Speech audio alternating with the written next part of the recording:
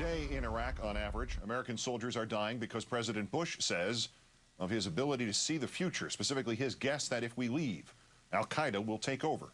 In our fourth story tonight, the U.S. military has conducted a series of war games simulating withdrawal from Iraq to see what would actually happen. The military men who led those war games have now revealed the results to the Washington Post.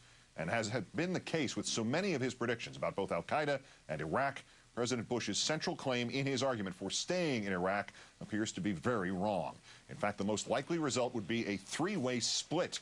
Kurds in the north, Sunnis in the west, Shia in the south. There would be considerable bloodshed. There would not be considerable American bloodshed. The war games did not lead to al-Qaeda's safe havens in Iraq, nor Iraq's use as a launching pad for attacks on America, a scenario the new NIE says is likely now under the president's current plan. Furthermore, the war game suggested that Iran would not benefit from a U.S. withdrawal. It would instead, and who saw this coming, get sucked into the quagmire of Shiite civil war. Let's turn now to the co-author of the Washington Post report, Thomas Ricks, also author, of course, of Fiasco, the American military adventure in Iraq. Great thanks for some of your time again tonight, sir. You're welcome. How credible are the findings of these war games that you reported on today? Well, look, obviously no one knows what's going to happen, but the consensus that came out of these war games and simulations and scenarios was that you probably, as you said, would have a breakup of the country, a very ugly breakup of the country with lots of bloodshed, maybe tens of thousands of people dying, but that you wouldn't have an al-Qaeda take over the country by any stretch of the imagination.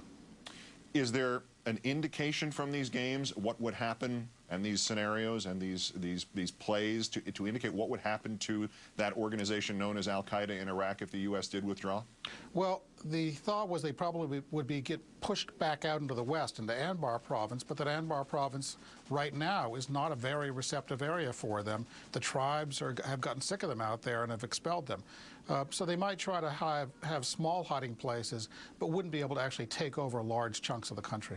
Is it fair to make the conclusion, based on what they have found here, that the best way for confronting whatever Iran is doing in Iraq is actually for us to get out of Iraq, because this would our departure would redound negatively towards Iran?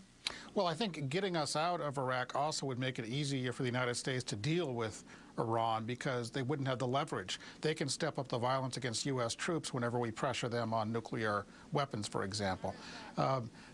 That said, there are no good answers. You use the word best. I think the point you need to begin with in Iraq is there are no good answers left. There are only bad answers. And this whole national discussion we're having is what's the least bad answer.